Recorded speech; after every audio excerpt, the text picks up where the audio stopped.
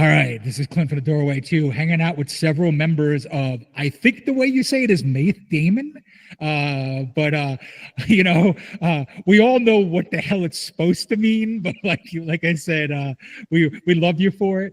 But first of all, why don't you kind of, whoever's here today, let's just kind of introduce yourselves and what you do in the band. Sure, I'll start. So my name's Alex. I'm the guy who screams on the record, and also, works out some pedals, cables, and stuff. So that's what. Yeah, my name is Luca. I'm the drummer and the mixing guy for the record, mixing engineer.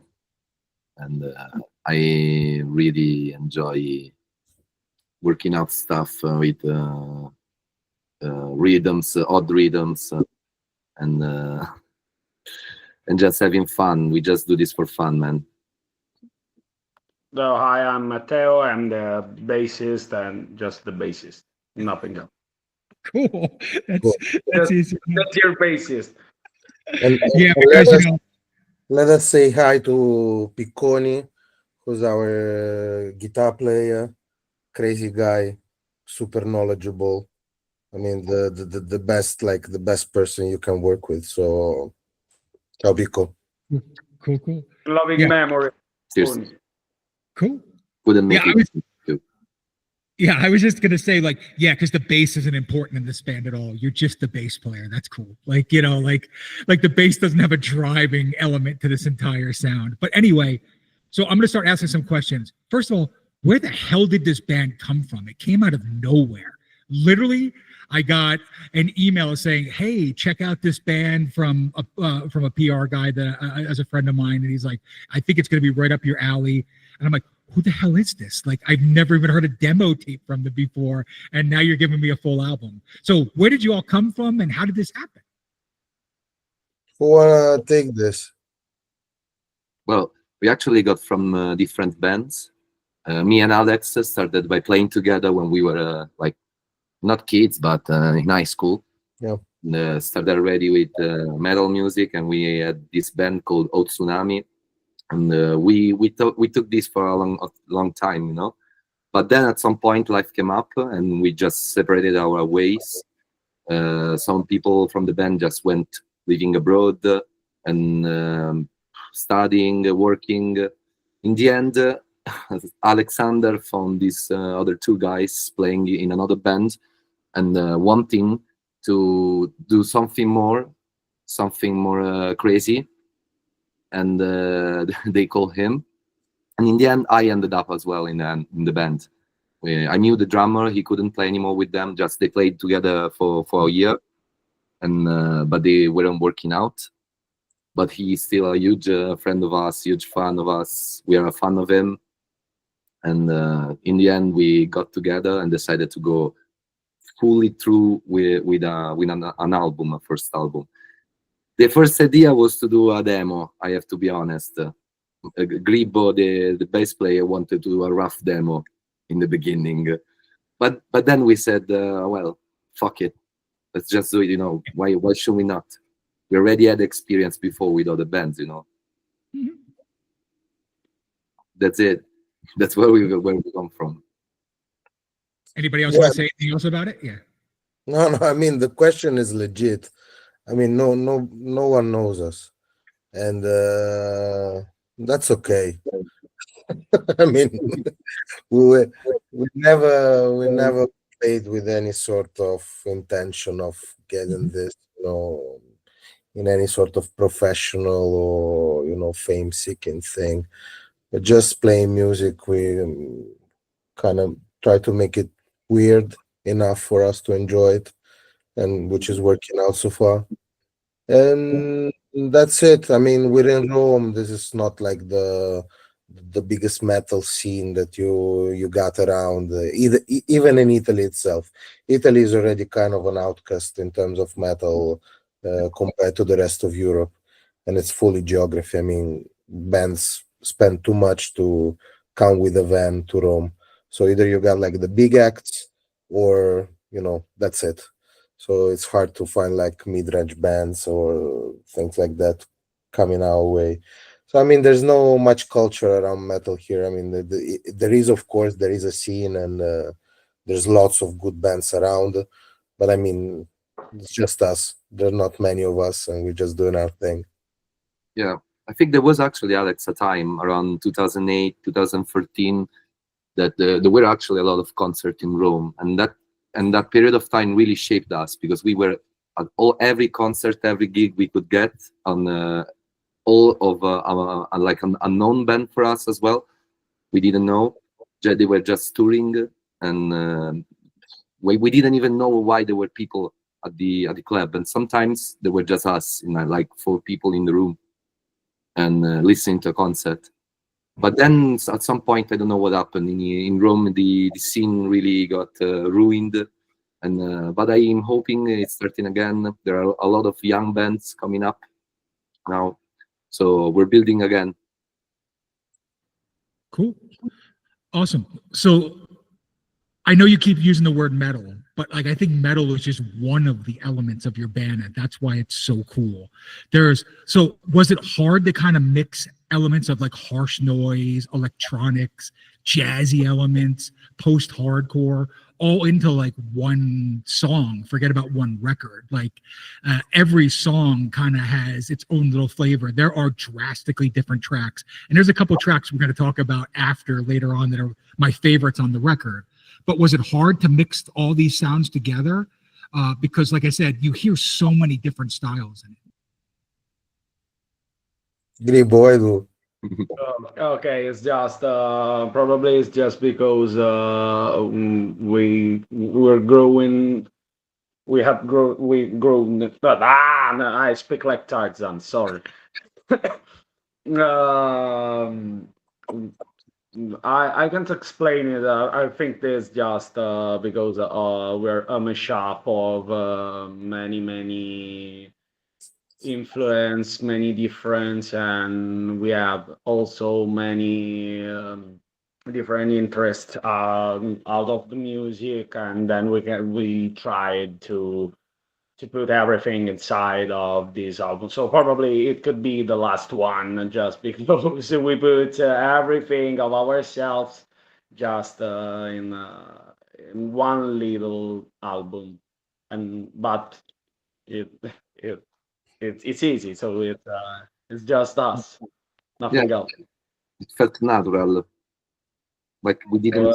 Sort of stream of consciousness of what we want to play and past for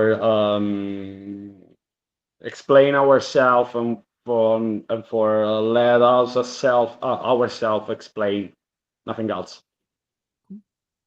Can I tell you something more, Clint? It's Yeah. been fun. 'Cause, yesterday we played a show in the countryside here in Zagarolo. I mean, it's known just for bad wine and nothing else. I mean, it's the usual like Italian countryside movie, like it you could imagine. Yeah. And we just set it up at a friend's place. We did this gig for friends and family. It was just an opportunity to play out the record. And on the way back, I was hanging out with a friend that we were talking about, the show and stuff like this. I was like, I don't even listen to metal anymore.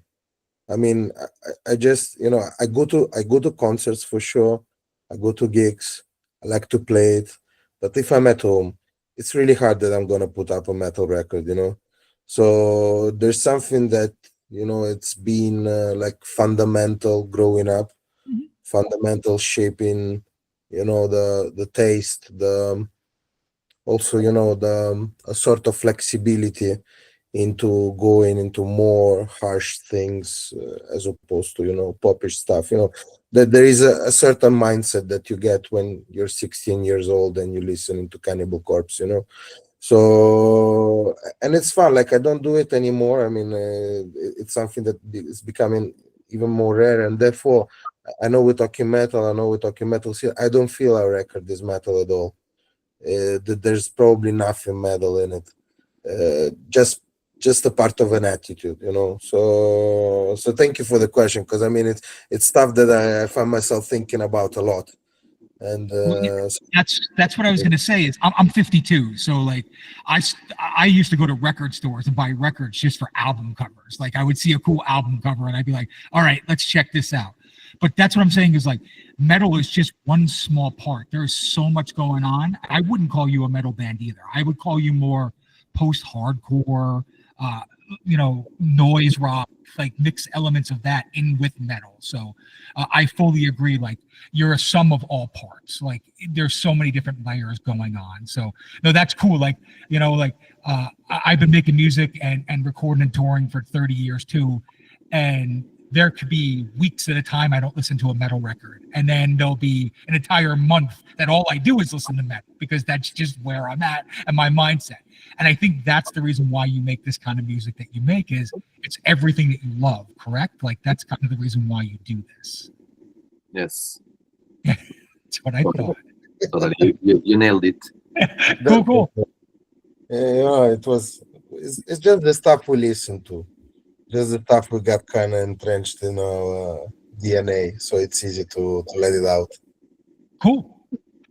So why self-release just a digital record? Why not put it on vinyl? Why not put it on a CD? Why not try and find a small label? Because come on, man. After I listened to your album, there's got to be somebody out there that would be interested in putting it out.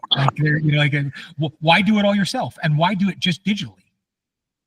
Well, for the label part, actually, we had some options, but in the end, we understood that we could do it ourselves because there was no much offer from the labels. That we said, well, if this is the offer and we still could do it anyway, what's the point?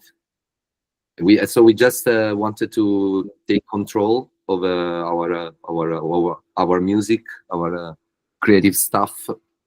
And do it ourselves.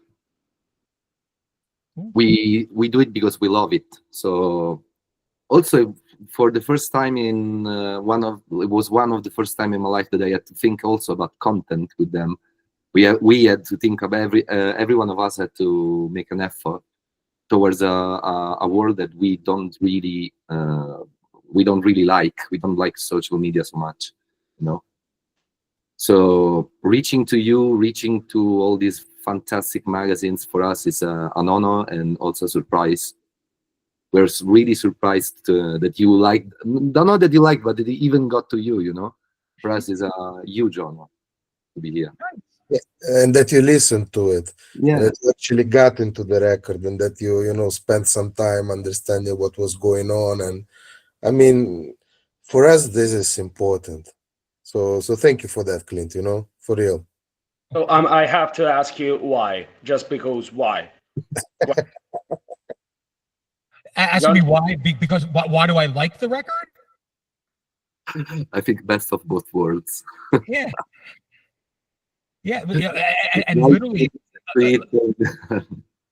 what was that?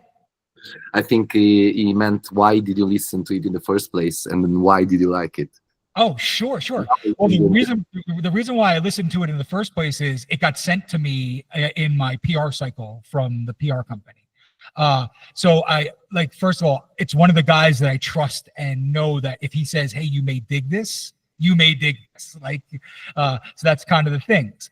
The other thing was when I put it on, the first two songs reminded me of everything from my childhood going to CBGB's matinees in New York City. It reminded me of the noise rock stuff that I grew up on, like the Ann Rep stuff, the old Touch and Go stuff. So like Jesus Lizard, like Hammerhead, stuff like that. And when I fucking heard it, I was like, this is the shit that I grew up loving. And then you through twists and turns, and we're going to talk about that in a bit. So like I said, I'll tell you the two songs that I really love the most and the reason why I'm going to ask you about stuff. But yeah, that's the reason why I listened to it. I read about it, and you put the word sludge, you put the word post-hardcore, you put the word experimental in it, and that's gonna sucker me into it anytime because those are the bands that I love. And then I looked at your album cover and I was like, this album cover is fucking insane. What does this mean? It's like some cryptic goddamn symbol on the front of it.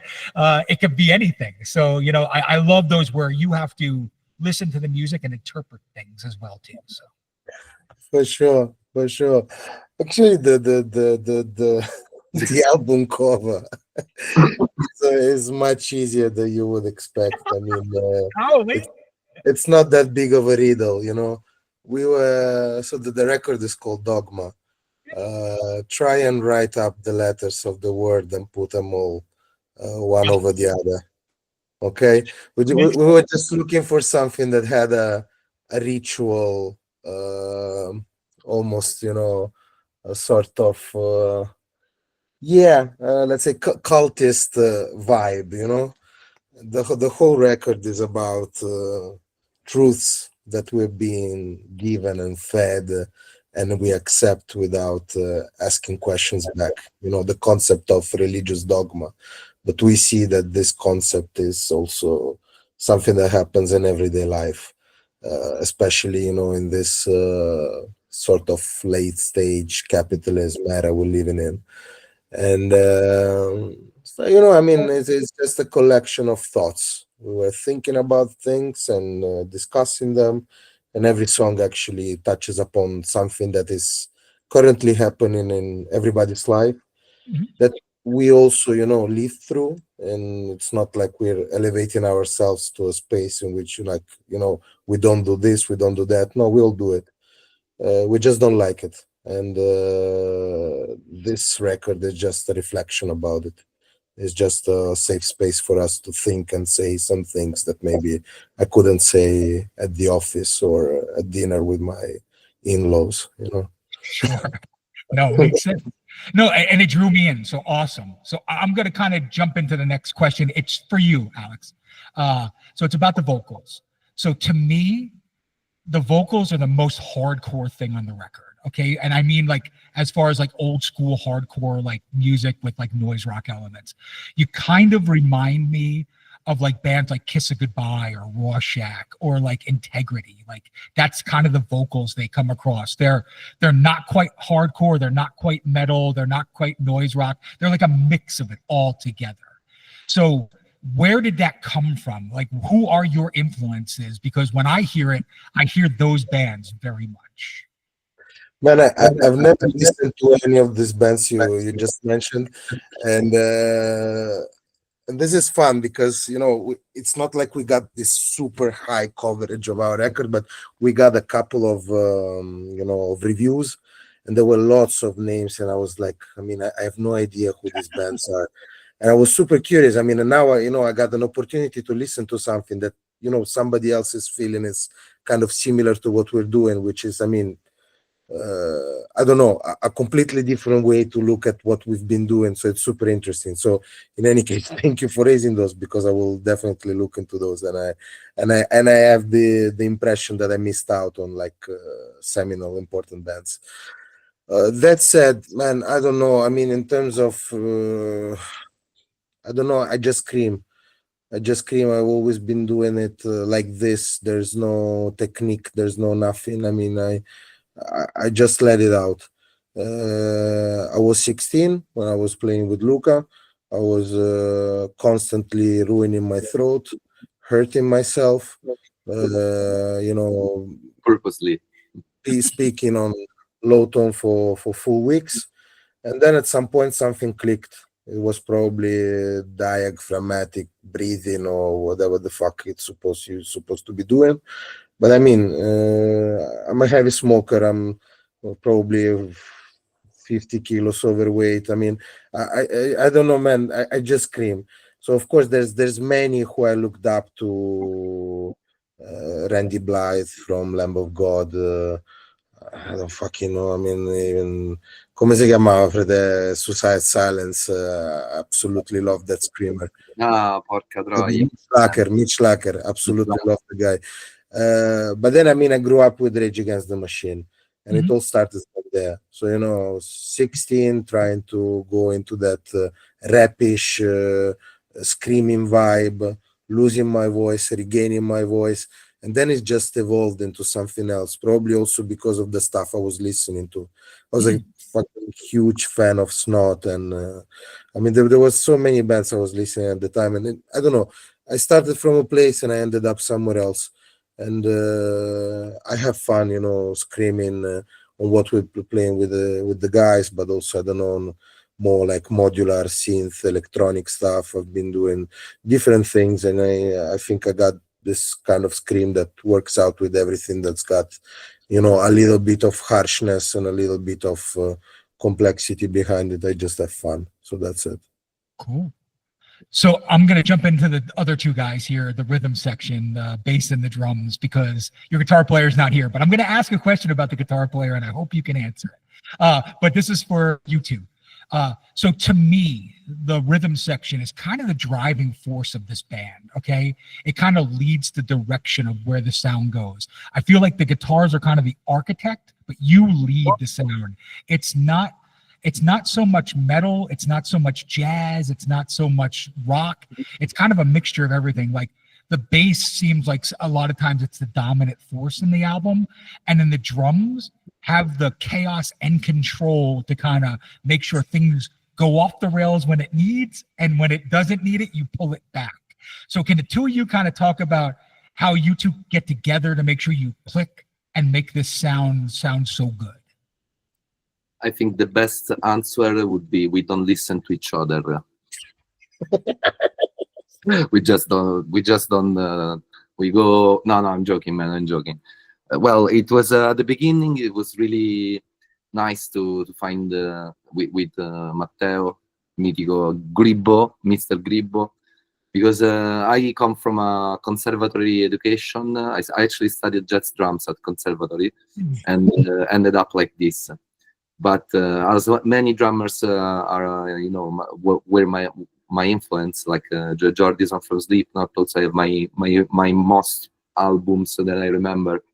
There are also Poison the Well, You Come Before You, and Botch, Weekend as Romance. For me, Slipknot, and those other two are my education as a metal drummer, rock drummer.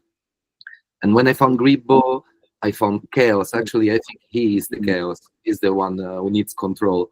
Because I sometimes I know where I am. I usually, most of the time, know where I am. We improvise a lot in the studio, in the rehearsing room. But Gribbo, he just fills the room. It's like it's not even rhythm; it's noise, pure noise. And but he knows what he's doing. So for me, every time we end up in a chaos situation, then we know that there's still gonna be an anchor at the end. There's always gonna be an anchor, and we see each other. We don't listen to each other, but we mostly see each other. We look at each other and just give a nod, like it's now, and that's what's built our relationship in composition. And what do you say, Gribbo, about this? I think that my past is similar to the past of Luca, because I studied jazz and classic music when I was 12, 13, or 14, and for many years I was very bored to play bass, because it's so difficult for me to find a comfort zone for play what I feel. And then when I found Luca is was a big pleasure to know that there's someone in the world that make it possible. So, and it's so easy. I need just to watch to watch him, and so it's all good. It's okay. Nice. Just to watch fucking knees, and I see this one. Hey, let's start. Let's go. Nothing else. Yeah. Clint, you got some magic in you. I mean, I've never heard Gribbo speaking so nicely since I knew him. Hey. I was stoked, man. I was like surprised. What? There's something special going on. I'm the big fan of the band, so usually I'm the stupid, the dumb, this Gribbo. But I can speak something smart.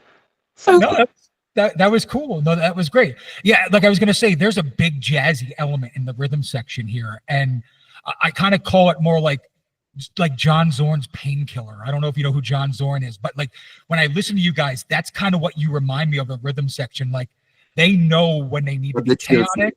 Yeah. They know when they need to be chaotic. They know when they need to be controlled. And you got the two of you kind of keep that as a ship, the rudder going on both sides. So it's very cool. Thank you. Thank you. Thank you. Really. Yeah. As I said, for us, it's more a visual relationship. That's but cool. I think we discovered this now together in this room. We're covering up a lot of stuff. Nice. So I want to talk about your guitar player for a second, because this is where the noise rock and the kind of industrial side comes to me.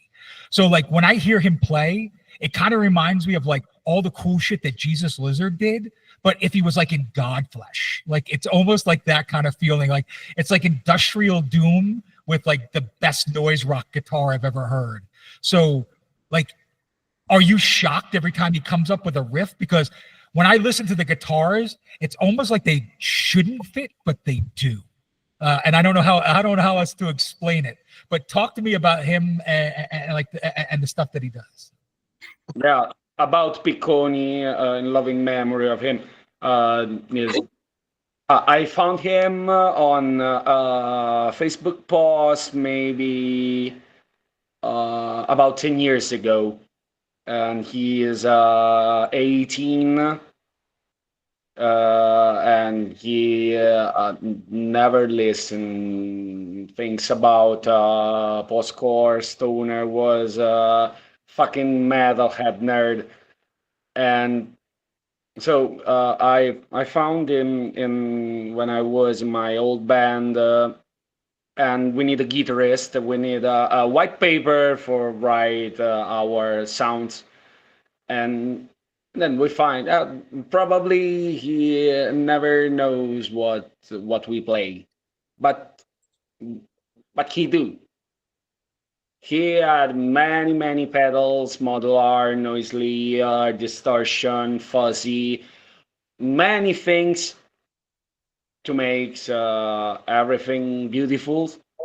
But he never know what he played. Yeah, but he always remembers what he came up with at the rehearsal. He always write down and make pictures of what he did. There's a lot of experimentation in Picconi's playing. I thought we actually met him the first time on that side of an asylum, not on Facebook, but he's really, for me, is one of the most mental guy I ever met on guitar talking, of course. Guitar talking. Mostly on guitar talk. In regular life. Yeah, and so he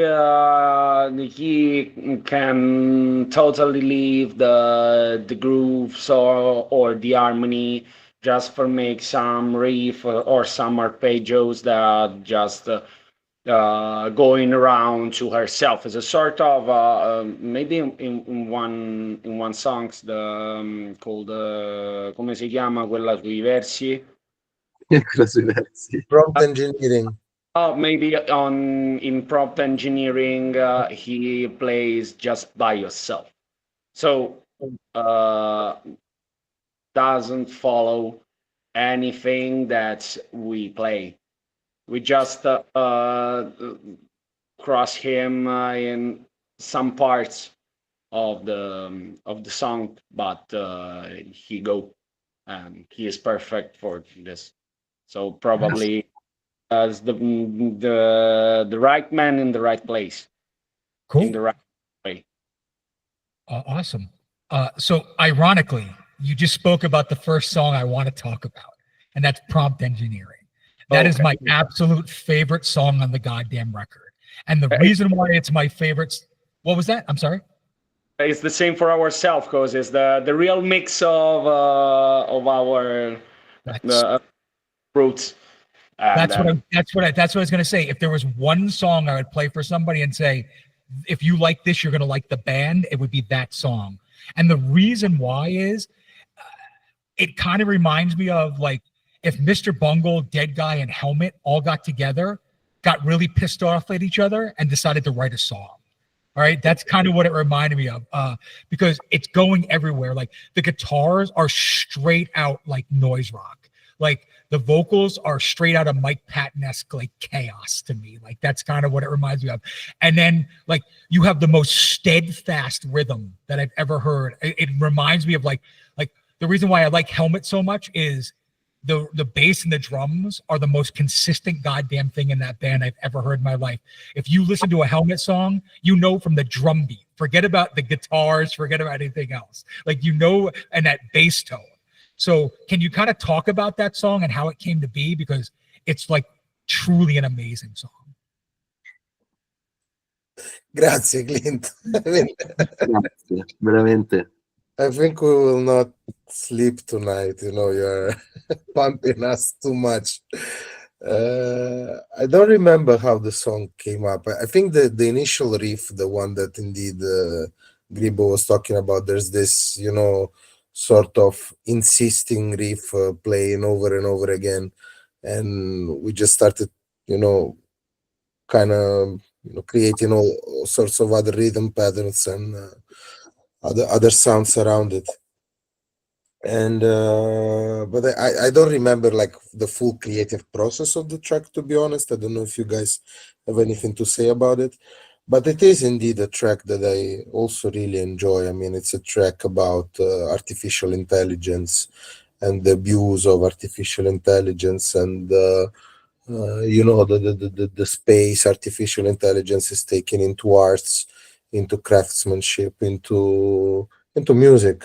I mean, and it's just an outlook on all this sort of stuff, and we imagine this sort of modern day Pinocchio, you know, coming to life, a sort of like android coming to life, and realizing that indeed whatever it's doing is just you know, an imitation of something else. And when the realization of this kicks in, it brings deep depression, anger, in the end, hate. So sort of, you know, Asimov stuff. I know there's, in terms of like topics and stuff, again, I mean, mixing lots of things, books, movies, whatever shit we end up, you know, looking and listening at. And it's just like this small story about this sort of tiny robot becoming aware and therefore starting hating everything that's around it. So no, cool stuff. And yeah, there's interesting stuff. I mean, the track is good. If you ask me, the track is good. We also do this kind of scat part, you know, kind of sort of jazzy scat part with all sorts of different syllables. And we got a couple of good friends of ours who work with children, and they explain me that there is this sort of, it's called in Italian it's called the lallazione. It's the process of a toddler starting to understanding how to say letters and words and syllables. Okay, so they start just with the vowels, then they move into like softer sounds like m, like mama, like p, like papa, you know, and then it goes over and over to the more complex things. So based on this, we just, you know, created this sort of crazy scat with the octaves, with the high and low pitch put all together. I mean, we again just having fun. I don't know. We're trying to look for any sort of input that has a kind of topical, you know, value, and try also to incorporate into the sound. So yeah, that one I'm happy that you picked it up, because I mean it's definitely one of our favorites too. Yeah. In the creative process, actually, we started because we wanted to do a song with jazzy elements. I have to start from, sorry, like the first song we did together, it was Fossils, right? And then we moved on to the other songs, and at some point we started to decide, how do we want to do this song for like in a manner of genre, in a manner we don't feel like we have one genre, you know. Sometimes we do, let's do the drum and bass track, you know, and we call every track as a genre sometimes. So this one was the 3/4, the song in 3/4. We wanted a song in 3/4. We started with this idea. So do ga do da do da di da do da do da, and then some jazzy elements comes in, some scat and tuba tuba tuba tuba, and at some point we come again on the 3/4, this really tight section that closes the song, you know. So the main idea was to create this really tightness, like it was numbers all together, you know, one on point of each other. And this was the feeling in the beginning. Then Picconi, the guitar player, just came up with strange sounds and bad ideas we really liked. And Alexander, I feel this is the one with most influences from Mr. Bungle, also for the vocals and the improvisation, experimental improvisation in the end. Yeah, for me as well is one of my most favorites, and I like to play it a lot. Also, it's the one I get wrong most of the times because I like it really hard. Cool. So the next song that I want to talk about is going to be a polar opposite. It's the very next track on the record. It's Wake, Woke, Woken. And the reason why I love that song so much is it kind of reminds me of like this heavy electronic kind of trip hop song that wants to be this really noisy industrial song. So a friend of mine and I were listening to it. And I kind of agree with them because we kind of said that it's like, imagine like Over or Tricky decided that they wanted to be 9 Inch Nails. Like that's kind of like what it reminds us of. So can you kind of talk about that track? Because like I love that those songs are two totally different tracks, but it's the same fucking band. And like you would never think that song and Prompt Engineering would be on the same record for the same band. So let me know about that one. Well, I feel like Alex wants to talk, but I want just to do a historic moment. Because I was the one who pushed to fill the album with one electronic song. My most good influence was at Botch, Weekend as Romance. It ends up with a drum and bass song that is totally fire. But also Word from Harlot's Mouth. In their albums, they had a lot of trip-hop elements, actually, not even drum and bass or hard music, like really slow beats coming from nowhere. And this was really something I wanted also in my music. And we Thought crimes. What? Thought crimes. Thought crimes as well. Yes. But that I discovered later, actually, about thought crimes. But yes. Anyway, we got in the studio and we started with a huge improvisational moment, like 2 takes, only 3 takes, not more. And it was me and Alex and Picconi at the beginning. And we just did, because I also produced with Ableton and electronic stuff. So for this, we started by just improvising and giving a structure. So we did a full live improvisation with modulars and effects, and then we packed it up and gave a frame to all this chaos. And we chose the frame of this new hybrid trip-hop, but also dubstep. You could call it trap influences as well, and some design. And this was the influence of our world today of 2025. So we wanted to give our time at the time we're living in our album in this moment, that feeling. Cool stuff. Yeah.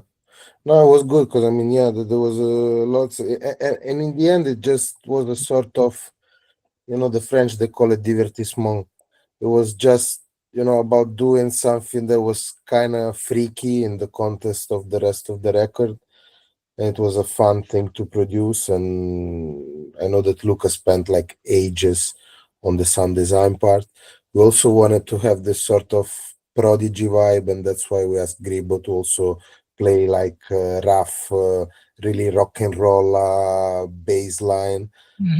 Which and it didn't even feel like the bass line itself, because you had already the bass line covered by the electronic part. It was more of a guitarish sound, but then you had Picconi, who normally plays guitar, who was working on this crazy modular synthesizer he's got that I have literally no idea how it works. And to me, it was just we were in the studio, we were doing this as a demo. I also have a couple of toys, a couple of small scenes and stuff that I use also in live. So I also recorded that kind of stuff. But then I had this refrain going through my head, which was this morning I woke up woke. So it was, the immediacy of woke culture. It's getting, caught up in the trend without really understanding what you're standing for. This was kind of the sort of thought process, because it's just one sentence. It's just that on loop. This morning I woke up woke, and it sounded fun. It sounded stupid enough, but I mean, it's got a point. And again, I mean, everything that woke culture brings, I probably stand for. I feel like a liberal guy. We're fucking Europeans. We fucking stand for freedom, and there's so much shit going on today. And I think that it's important to say this kind of stuff. But at the same time, it's easy to just be tricked by corporations, and just get lost into acronyms and by just colorful flags. There's much more. And that's what the song was about. And at some point you also hear a sort of ringtone, an alarm clock, and that's exactly the cue to wake up. Nice. So no, that's cool. That's super cool. I was gonna say the bass line on it kind of gives me that very Tricky kind of vibe. I don't know if you guys know Tricky very much, but like it reminds me of that, especially in that trip hop kind of like dub glitchy kind of way. And like I said, that's what I really kind of dig with the electronics and the just looped vocals. And yes, there is a very kind of jazzy trip hop kind of drum vibe going on it. So like you wouldn't expect that song on this record. And when I heard it, it made me smile incredibly, because that's the other side of music that I love very much. So when I knew you were doing stuff like that, I was like, all right, these are my people. These are my guys. Like, they're not afraid to do the music they love. Forget about what people want to hear. They're doing what they want to hear. So for sure. One thing, Clint, I mean, if you were not expecting to hear something like this on the record, that's exactly why it's on the record. Nice. Good to hear, man. So I'm just going to ask a couple more questions and then we'll wrap it up and let you guys have your night. But is it hard to do this album live? Because I just can't imagine it being very simple to reproduce this record on stage. Well, I think we could also say the opposite, because the album is actually live.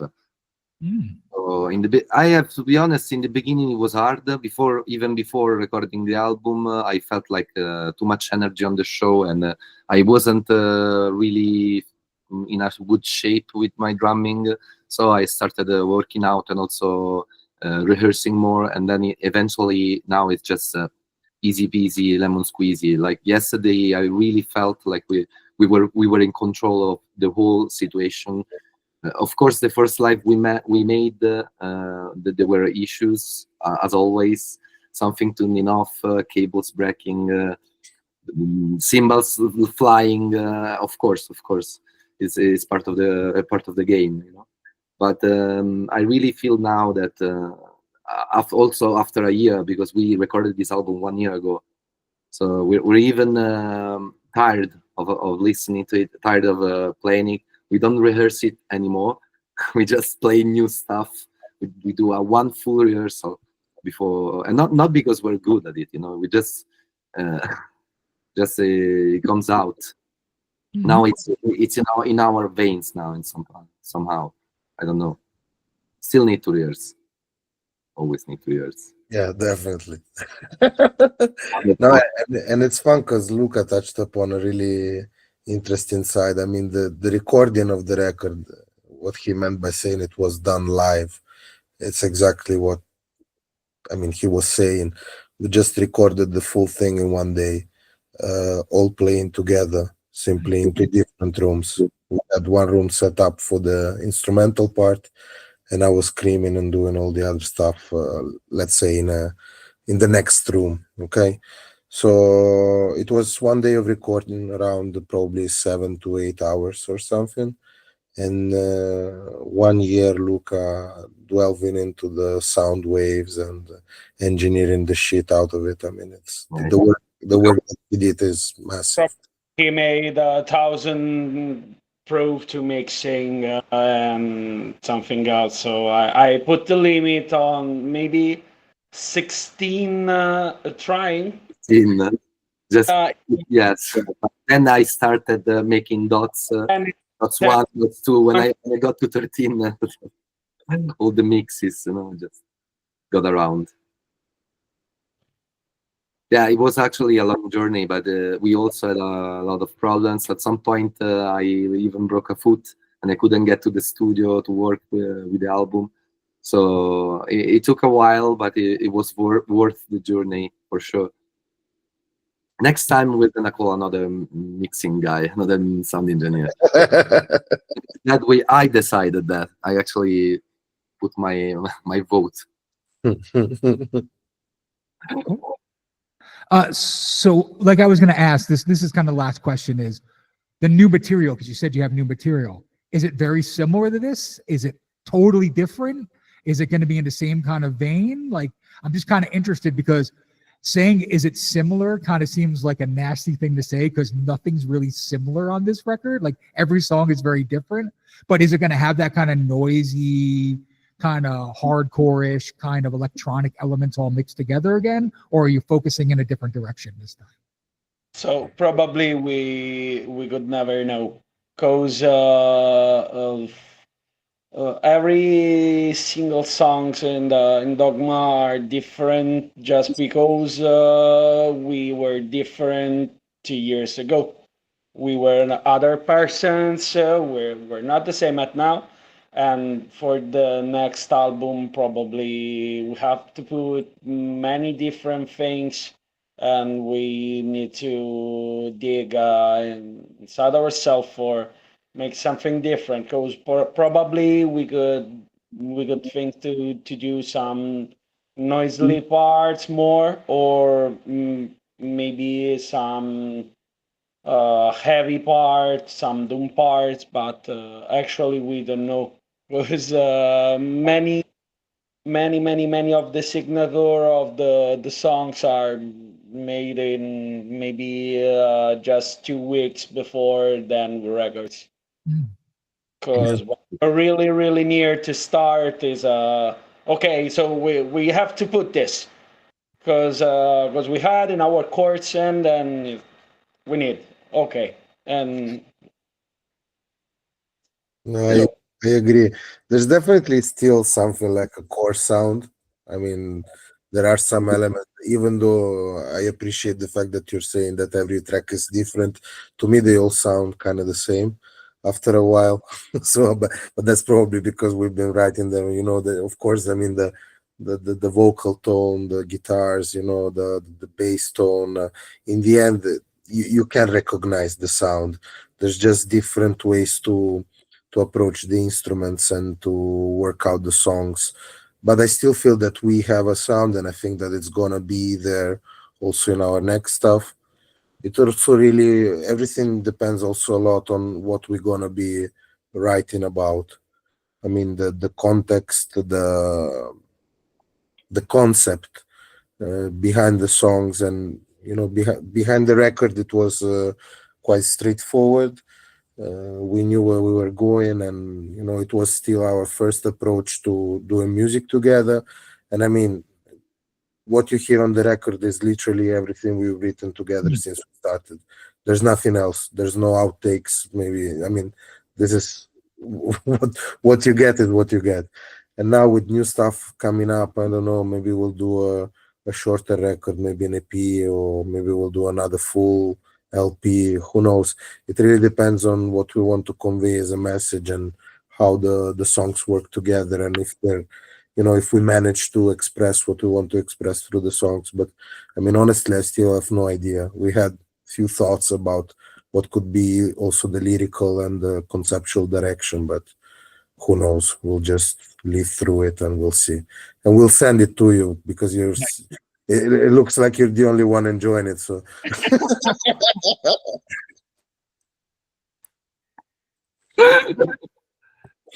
well, I can actually give you a little spoiler, and we're gonna have a featuring on the album, and then we're gonna have a soul singer on the next album. Nice. Yes. Very cool. No, that's awesome. So I'm gonna end it here and just say, I love your fucking record. I don't care if anybody else does. I do. All right. And I don't do reviews very often. I don't do interviews very often. Like, I'm very selective on the bands I want to do. Like, literally, you're one of 4 reviews that I've done in the last year. So like, your record spoke to me that much. Continue doing what you're doing. What you make is something different. And when it's something different, it speaks to me. All right. And like I said, all I want to say is, other people listen to it. I've read the reviews. Other people like what you've done. Okay. You're a brand new band with a very original sound. So keep doing what you're doing. Make it interesting. And I can't wait to hear the next thing. And when the next record comes out, we'll do this all over again and we'll have another conversation. So looking forward to it. Really cool, man. Thank you very much. I mean, Clint, it's the fucking power of internet. I mean, we did something in a basement in Quadraro, eastern side of Rome, and now we're talking to you in fucking Las Vegas, which we only saw in movies. I mean, this stuff is crazy, man. So no, really, you have no idea how much we appreciate you and appreciate what you're doing, and what you told us and the space that you gave us. I mean, it matters to us, and it's just nice to end up talking to guys like you. So that's already the biggest value we could have gotten from it, is meeting a cool guy and just having a chat about stuff. It's cool. Yeah. No, absolutely. You got it, man. But again, like I was gonna say, Maeth Daemon is an interesting goddamn band. Check them out. You'll be a bunch of fucking idiots not to. And like I said, this is Clint from the Doorway 2, hanging out with 3 of the 4 members. Maybe next time we can get your elusive guitar player into the interview as well too. But other than that, thank you for your time, guys. You have a good weekend, the end of your weekend, and we'll talk soon. Of course, man. Thank you very much. Clint. Bye, Cheers. guys. Cheers. Love you.